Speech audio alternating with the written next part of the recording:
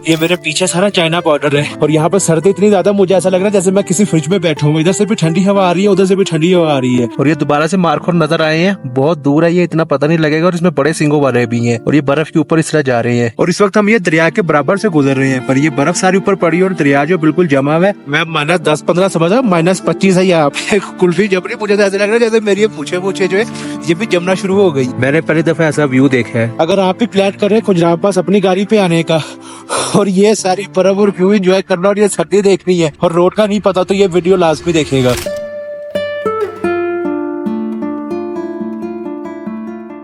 आज हमारा प्लान है कि हम हुंजा को एक्सप्लोर करते करते ना खुंजराब तक चले जाए। अभी टाइम हो रहा है तकरीबन 7:53। एक थोड़ा सा पता लगा कि खुंजराब पास के पास ना अगर बर्फ ज्यादा हो तो वो जाने नहीं देते, अगर जाने देते तो आपके साथ एक बंदा बिठाते हैं। इस वजह से हमने कुछ सामान इस होटल में रख दिया। सिर्फ मैंने अपने ये लैपटॉप और कैमरा एक्सेसरीज का बैग रखा है और ये ट्राइपॉड रखा है। कपड़े वाले जो बैग है वो हम यहाँ ही छोड़ के जा रहे हैं। और ये जीबी इन होटल है, ऑफ सीजन है यहाँ पे हुंजा में, उस हिसाब से इनकी सर्विस जो है बहुत बेहतर है। ये करीमाबाद से थोड़ा सा आगे गणेश नाम की जगह वहाँ पे है, तो अगर आप भी ऑफ सीजन आ रहे हैं तो ये होटल भी जेहन में रखिएगा, क्योंकि ऑफ सीजन यहाँ पे बजट होटल्स के ना बहुत कम ऑप्शन है। बाकी अपना सफर शुरू करते हैं अब आगे के लिए। हम लोग गणेश में रुके थे, मगर यहाँ से 1.5 किलोमीटर पीछे करीमाबाद है और मोस्टली टूरिस्ट करीमाबाद से आगे अताबाद लेक की तरफ जाते हैं। और करीमाबाद से अताबाद लेक का ट्रेवल डिस्टेंस जो है वो तकरीबन 34 किलोमीटर है। और जो होटल्स हैं वो आपको गणेश से आगे नहीं मिलेंगे। अताबाद लेक के पास जाके आपको होटल मिलेंगे, मगर वो बहुत ज्यादा एक्सपेंसिव है। बाकी अताबाद लेक से पहले 5 टनल्स आएंगी और जिसमें से तीसरे नंबर वाली टनल जो है वो सबसे बड़ी है। हम तीसरे नंबर वाली टनल में से जैसे ही निकलते तो हमें अताबाद लेक जो नजर आने शुरू हो जाती है। और यहाँ पे आके हमारी जीप को थोड़ा सा मसला बन गया था,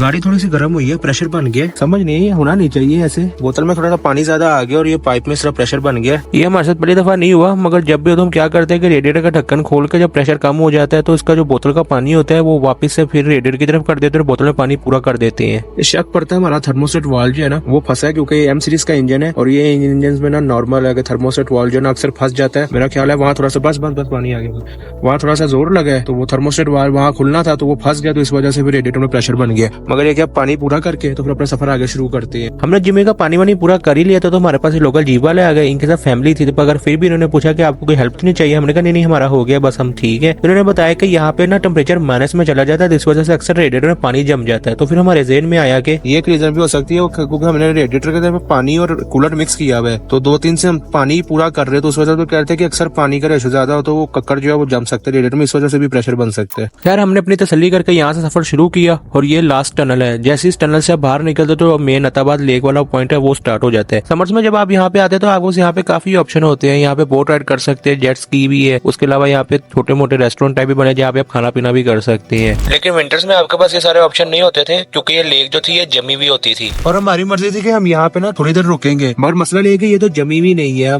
हमारा तो ये था कि अगर जमी हो तो रुके, और अभी जमी तो नहीं है तो फिर यहाँ तो रुकने का फायदा भी कोई नहीं है। आगे चलते हैं पस्सू की तरफ। और लोकल्स ने बताया कि ये पहली दफा ऐसा हुआ है कि यहाँ हुंजा में स्नो भी नहीं पड़ी और ये लेक भी नहीं जमी। हम मायूस तो काफी हुए ये सुन के, बाकी अब क्या कर सकते हैं, अल्लाह रहम करे हम पे। और अताबाद लेक से अब जैसे थोड़ा सा आगे आते हैं तो ये ब्रिज के बाद आपको पस्सू कौन सा से नजर आने लग पड़ती है और इस ब्रिज के बाद गुलमेत आता है। और गुलमेत के बाद भी अब एक टूरिस्ट स्पॉट है जहाँ पे अक्सर लोग अब यहाँ पे रुकते हैं, क्योंकि ये बहुत ज्यादा फेमस हो गया। पस्सू से पहले हुसैनी नाम की जगह आती है, वहाँ पे हुसैनी सस्पेंशन ब्रिज है। और अगर आप हुंजा आ रहे हैं तो ये हाईली रिकमेंड है कि यहाँ पे इस दफा लाजमी आएगा। अताबाद लेक से थोड़ा सा ही आगे आए तो आपको नजर आ जाएगा हुसैनी नाम का बोर्ड लगा, अगर वहाँ पे यहाँ पे कार पार्किंग वगैरह सब कुछ है। और आप यहाँ से थोड़ी सी आपको हाइक करनी पड़ती है। टिकट के प्राइस मुझे याद नहीं, क्योंकि जो मैं फुटेज डाली हुई है ये पिछले साल जून की है। और यहाँ सस्पेंशन ब्रिज के साथ साथ आपके पास जिप लाइन का ऑप्शन भी है और हमारा पूरा इरादा था कि यहाँ भी रुकेंगे हम, मगर अभी यहाँ सस्पेंशन ब्रिज पे सब कुछ ही बंद था, तो फिर हमने सोचा कि यहाँ भी ना रुके, आगे चलते आगे जा रहे हैं, वहाँ हमें काफी सारी बर्फ भी मिलने के चांसेस है। यहाँ पे सब कुछ बंद इसलिए था क्योंकि हम बहुत अर्ली मॉर्निंग आ गए थे, मगर आप में से मोस्टली लोगों ने अब ईद पे आना तो आपको सारी जगह खुली मिलेंगी, तो इतने परेशान वाली भी बात नहीं है।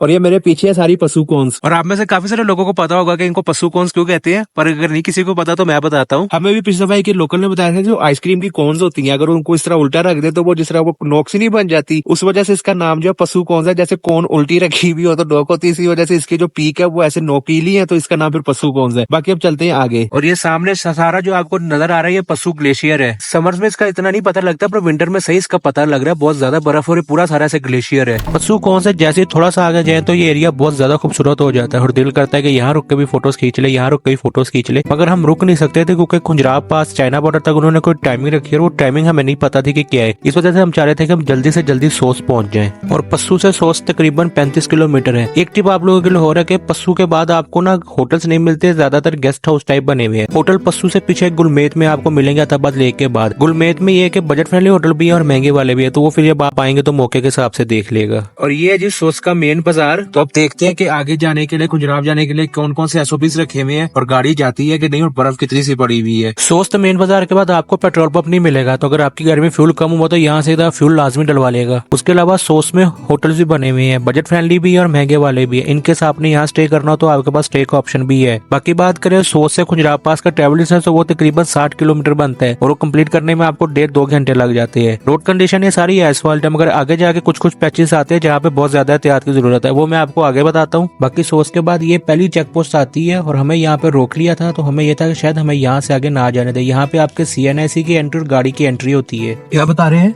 कह रहे जाने देते। अच्छा, बस आराम आराम से जाए, स्लिपरिंग होगा। इस चेक पोस्ट के बाद हम लोग खुंजराब नेशनल पार्क में एंटर हो जाते हैं। यहाँ पे उन्होंने कुछ SOPs रखे हुए हैं, मगर वो आप समझे कि आजकल है, मतलब कि अगर आप आज मार्च अप्रैल मई तक आ रहे हैं तब तक है। जून जुलाई में ये SOPs फॉलो नहीं होते, पर अगर आप जून जुलाई से पहले आ रहे हैं या जून जुलाई में बर्फ बहुत पड़ी हो तो फिर ये SOPs है। उसमें से सबसे पहला तो ये कि 3 बजे के बाद यहाँ से आगे नहीं जाने देते। उसके अलावा कोशिश ये लोग ये करते हैं कि गाड़ी 4x4 हो, मगर वो तब तक अगर बर्फ बहुत ज्यादा पड़ी हो। अगर बर्फ बहुत ज्यादा पड़ी हो तो ये 4x4 गाड़ी को भी नहीं जाने देते, मगर अगर बर्फ थोड़ी पड़ी हो तो बगैर 4x4 वाली गाड़ी भी आप लेके जा सकते हैं। ये सारे SOPs इन्होंने इसलिए रखे हुए क्योंकि यहाँ से आगे कई जगह पे इस तरह के पैचेस आए हुए थे जहाँ पे बर्फ पूरी सड़क पे इस तरह जमी हुई थी और यहाँ पे गाड़ी बड़े आराम से स्लिप हो जाती है। उसके अलावा एक तो यहाँ पे ऐसे पैचेस भी आते हैं जहाँ पे लैंडस्लाइडिंग का कोई भरोसा नहीं है। सड़क पे सिर्फ पत्थर पड़े हुए थे, बर्फ पिघलती है, तो उस वजह से कई जगह यहाँ पे लैंडस्लाइडिंग हो जाती है। तो अगर आप लोग आ रहे हो और आपके साथ छोटे बच्चे हैं तो अपने पास पानी और खाने पीने का सामान लाजमी रखेगा, क्योंकि सोच से आगे यहाँ पे फोन वगैरह नहीं चलता। और ये सामने मार्कोर बैठे हुए हैं, मैंने पूरा जूम किया हुआ है, काफी दूर है, वरना मैं आपको दिखाता। ये सारे इस तरह यहाँ इतनी दूर से मैं दिखा रहा हूँ, ये धूप सेक रहे हैं यहाँ बैठ के।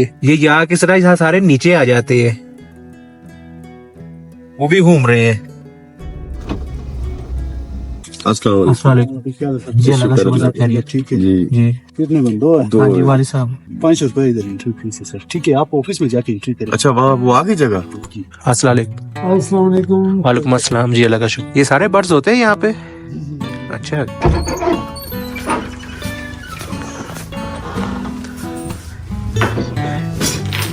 ये ले, ये हमारी वाइल्ड लाइफ डिपार्टमेंट का सिस्टम। जी, ये मैंने देखा था एक वीडियो में, वो बता रहे थे ये जब मार्कोर वगैरह देखते हैं तो इससे देखते हैं। बिल्कुल जी, ये मैं देखी थी।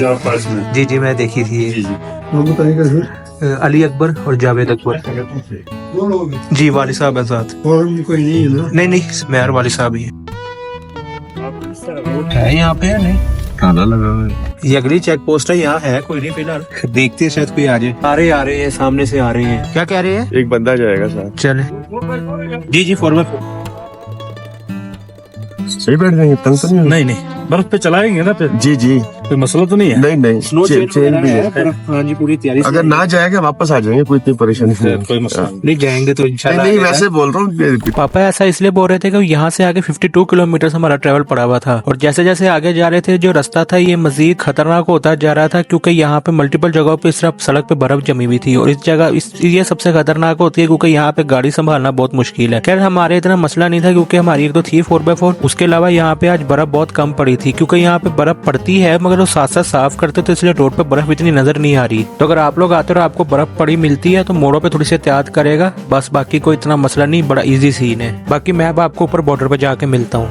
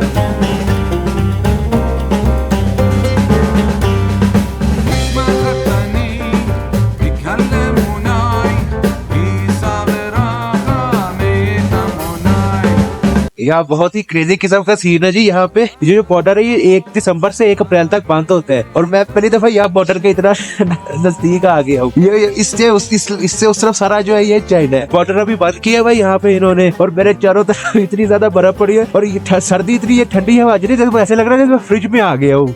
टेम्परेचर यहाँ पे -10 है इस वक्त, 10 to 15 है माइनस, यहाँ पे -10-15 नहीं, माइनस तकरीबन 23 है यहाँ पे इस वक्त, तभी ये मेरे हाथ वाथ सुन हो रहे हैं। मैंने जैकेट पहनी है, जैकेट के नीचे ये स्वेटर पहना हुआ है और स्वेटर के नीचे शलवार में, तो शलवार के नीचे मंकी सूट है और अभी मैंने ये ग्लव्स भी एक हाथ में पहने। मेरा ये हाथ और मेरे ये कान बिल्कुल सुन हो गए हैं, तो अब वापिस भागते हैं नीचे की तरफ। ये मैंने यहाँ पे सुना था खुंजराब पास में सर्दी होती है, बर्फ पड़ती है, मगर आज जब खुद देखा तो वाकई पता लगा कि भाई वाकई यहाँ पे रहना बहुत मुश्किल है। पापा कह रहे कि यहाँ पे ही हाल है तो आप सियाचिन का अंदाजा लगा ले। और ये जो है ये वर्ल्ड का हाईएस्ट एटीएम है, मगर ये भी अभी तकरीबन दोनों जो बंद है। ये जो है ये हबीब बैंक है, वो नेशनल बैंक है, ये 1 अप्रैल के बाद खुलेंगे। और ये दोबारा से मार्कोर नजर आए हैं, बहुत दूर है, ये इतना पता नहीं लगेगा, और इसमें बड़े सिंगों वाले भी हैं। अभी शराफत भाई हमें बता रहे थे कि जो यहाँ पे मार्कोर है ना, उसका भेड़िए और स्नो लेपर्ड जो वो शिकार भी करते हैं। ये मार्कोर है ये ऊपर चढ़ने में उन दोनों से तेज है। भेड़ी जो वो इसका झुंड में शिकार करते हैं और जो स्नो लेपर्ड है वो अकेला करते हैं, मगर वो शिकार इस तरह करते हैं कि वो इससे जंप करवाते हैं, इसके पीछे वो नहीं भाग सकते तो वो इसे भगा के जंप करवाते, जब जंप करवाते तो गिरता तो फिर इसका शिकार वो करते हैं। और रात को यहाँ पे स्नो लेपर्ड जो है वो नजर भी आते हैं शाम के वक्त खास तौर पे। और इस वक्त हम ये दरिया के बराबर से गुजर रहे हैं, पर ये बर्फ सारी ऊपर पड़ी और दरिया जो बिल्कुल जमा हुआ है, इसलिए उसका इतना पता नहीं लग रहा। ये सारा इस तरह दरिया जा रहा है नीचे तक। मैं अभी याद है कि हमने सुबह नाश्ता भी नहीं किया और हम ठंड ठंड कर रहे थे, पर चाय का सामान है तो चाय क्यों नहीं बना ली।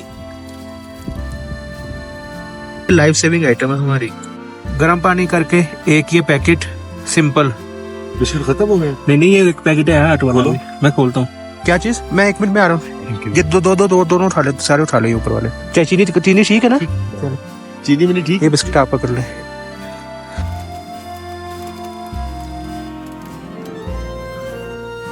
ठंड है, तसल्ली होगी एक दफा। अब बाकी अशरफ भाई को उतारते हैं उनकी पोस्ट पे, फिर आपको मैं अगला प्रोग्राम बताता हूँ। और हमने उतरते हुए इस तरह 4x4 लगा दिया, क्योंकि कहीं की जगह बर्फ आ जाती है, तो उससे ये कि हम लोग अगर ब्रेक अप्लाई करें भी तो गाड़ी के चांसेस कम है स्लिप होने को। कुछ 4x4 से टायर थोड़े भारी हो जाते हैं। नीचे उतरते हुए 50 किलोमीटर तक हमारे अलावा यहाँ पे कोई भी नहीं था। तो हमने ऐसी शराफत भाई से पूछ लिया कि आपने कभी भूत भी देखा है, तो उन्होंने क्या बताया आप लोग खुद सुन ले। इकबाल का था। अच्छा। हम 3 ही बंदे थे। अच्छा। वो बंदे, हम तो खैर यहाँ लोकल हैं, हम चल के आ गए हैं, हमें चलने में मसला नहीं होता। उन बेचारों को ना काफी तकलीफ हो गई। अच्छा। वो बैठे रहे वहाँ पे। अच्छा। वहाँ से बिल्कुल हमें नजर आया ना जी, मोटरसाइकिल आ गए। अच्छा। 2 मोटरसाइकिल आ गए। अच्छा। हम बैठे रहे वहाँ पे। अच्छा। 1 घंटा हमने इंतजार किया, वहाँ से मोटरसाइकिल नहीं गुजरा। अच्छा। सिर्फ लाइट आ गई। अच्छा। हाँ, ये मैंने अपनी आंखों से देखा, उनको अच्छा। भी मैंने दिखाया। अच्छा। जब मैंने उनको बताया ना जी, कि यहाँ पे ये चीज होता है, हाँ, तो उन्होंने थोड़ा डर महसूस किया। मैंने कहा डरने की जरूरत नहीं है, ये जी। चीज इंसान के वो आगे कुछ नहीं होता। सही। तो बहरहाल हम पहुंच गए उधर। अच्छा। वो उसी जगह पे ना बहुत ज्यादा होता है। जी जी वहाँ पे मेरे ही साथ जो लड़का था ना, जी। उसी की शक्ल में बंदा उनको नजर आया। अच्छा। हाँ, उन्होंने बता दिया हाँ, कि हमें यहाँ पे वो बंदा आया था। हाँ। हम, मेरा साथ लड़का है, वो जी। छुट्टी पे बैठा हुआ है, अच्छा। मैं ड्यूटी पे बैठा हूँ। हाँ। उन्होंने कहा वो हमारे पास आया है। अच्छा। असल में जहाँ पे अजान वगैरह ना आवाज जाती हो, आम दरख्त कम हो ना जी, बिल्कुल वहाँ पे ऐसी असल चीजें। में ये जो हमारा एरिया अफगानिस्तान बॉर्डर के साथ लगता है हाँ। ना, जैसे ये ब्रोकल हो गया हाँ। और ये अपना मस्तूज हो गया। हाँ, अब अलीस्मत वालों को तो मस्तूज जाते हुए भी नजर आ गई। नजर आ रहे। तो ये जो अपना जितना भी एरिया अफगानिस्तान के रखता है, ये बिल्कुल ही उजाड़ वीरान है। तो यहाँ पे अक्सर लोग से इस तरह के वाकये जो है ना वो होते हैं। अगर आप लोगों के साथ भी कभी कोई ऐसा इंसिडेंट हुआ है तो नीचे कमेंट में लाजमी शेयर करेगा। मेहरबानी की, हमें बड़ा असरा हो गया था जी। बल्कि आपकी वजह से हमें काफी सारी नई चीजें पता लगी है इस दफा। इंशाल्लाह। बड़ी मेहरबानी। शुक्रिया जी, मेहरबानी, बहुत शुक्रिया। यार ये याक मारते भी है, ये बहुत बड़ा फिर रहा है उधर। चले, बहुत शुक्रिया। चले, बड़ी मेहरबानी, आपको तकलीफ दी। अल्हम्दुलिल्लाह जी, पंजाब वाला भी हो गया। अभी इस तरह के हमें तकरीबन घर से निकले में 7 दिन हो गए हैं। अब हमें अपना घर याद आ रहा है, तो अब हम करने ही लगे कि यहाँ से सीधा घर जाएंगे। मगर इस वीडियो को मैं यहीं एंड करता हूँ। यहाँ से अगली वीडियो, अगला सफर जो मैं यहाँ से अगली वीडियो में शुरू करूंगा। बाकी ये कि कल हम तकरीबन हुंजा अस्करदू से निकले तो शाम में पहुंचे थे। तो पीछे से मैंने हुंजा की जो डिटेल वीडियो थी रोड की, वो मैं इसमें वीडियो में नहीं ऐड कर सका। तो अगर आपने वो वीडियो नहीं देखी हुई तो आपको ये वीडियो आ रही होगी। अगर आपको हुंजा की रोड कंडीशन और करीमाबाद से पीछे की सिचुएशन जाननी तो ये वीडियो देख लें।